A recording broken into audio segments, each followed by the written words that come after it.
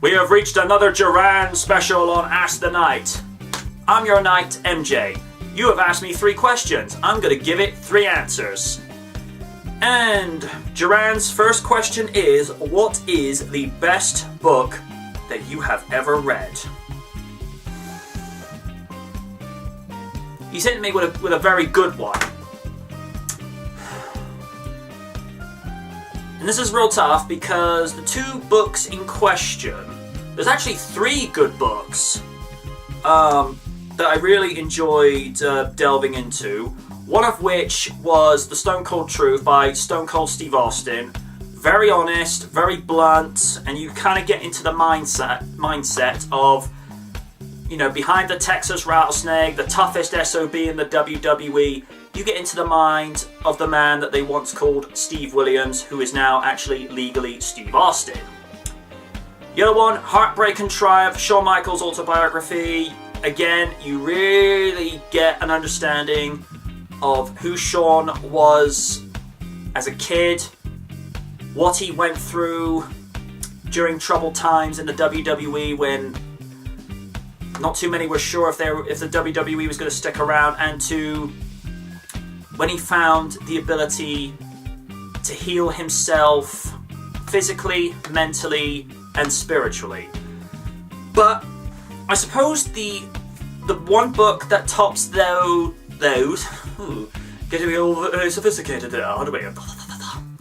But the one book that I really got kind of a better understanding, respect, and admiration for was Michael J. Fox's memoirs, A Lucky Man. Because he talked about how of his early success being like on a sitcom in Canada, I think in the mid and late 70s, to when he got on Family Ties, to how he won the part of Marty McFly in Back to the Future Part 1, where he would literally do Family Ties by day, reshoot Marty's scenes in Back to the Future at night, and possibly only getting 3 hours sleep a day, to how he endured and went through the early stages of Parkinson's disease, which he honestly believes was attributed to the botched hanging scene.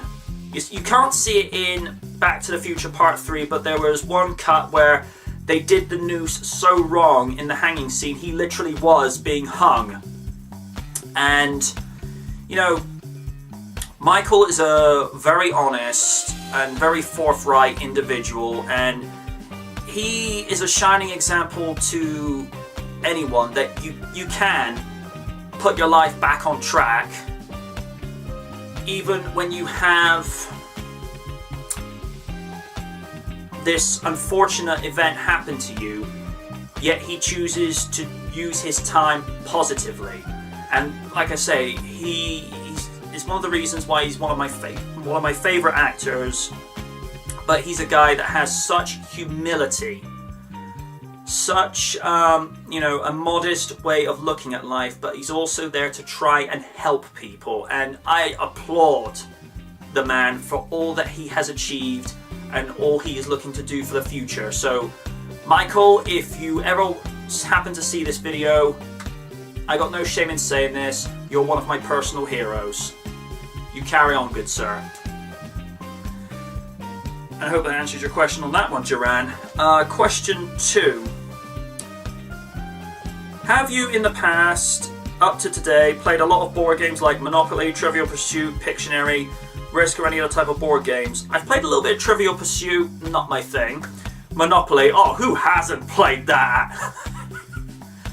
That was a family favourite around the mid-90s. I'd asked for Monopoly as a Christmas gift, purely because I'd seen it advertised on TV a couple of times. I've played The Simpsons edition of Monopoly, but I have yet to play the Sonic the Hedgehog edition of Monopoly, which I brought back from Los Angeles 2 years ago.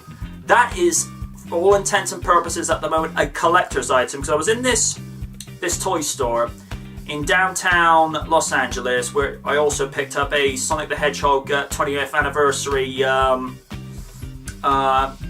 collectible figure. Don't judge me. And happened to saw the Monopoly edition there, and I thought, why not?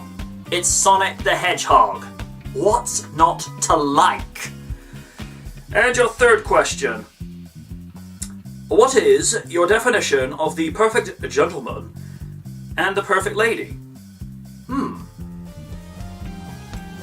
very poignant question. I would say, and this is just my 2 cents, take it as you will, the perfect gentleman is someone who leads by example. In the sense of, if you see someone struggling, where it's just picking groceries off the floor, picking groceries off the floor, or just holding a door open, or, when you just see someone is in need of a little bit of aid, support, call it what you will, and you just go over and just offer help without even asking. As in regards to the perfect lady, this one I think is all up to interpretation, because everybody has their own mindset, viewpoint, and perspective of what they think is the perfect lady. But my perspective on it would be a lady that's funny, yet not coarse. A lady that can be enticing, but without being sleazy. And a lady that can be forthright and blunt with the truth, but not necessarily overstepping the bounds into what could be considered as less than ladylike, to put it mildly. And it's just, I'm not saying for 1 second that some of you might be getting the picture of that, a lady doesn't do things like, tell bad jokes or make obscure noises that people think, the heck? I think it's just a case of, and it's in a similar vein to how some guys are. Guys want to be treated how they would treat others. So if a nice guy treats his fellow buddies or one of his lady friends the way he wants to be treated, it's like, you do good, you get good. You crap on people, they crap on you. So I think it's just I think what I would probably say is a lady who's a nice girl, but at the same time she's real. She's not trying to be oh so perfect. She's not trying to make it look like she's got wings. It's just being real, being true, honesty. That's all I got. Hope that answers your question, Gerann. Now, you all know how this works. Question to one of the social media links in the outro, comment section below, over to my Instagram, or even at the forum. But until then, ask again, and good night from the night.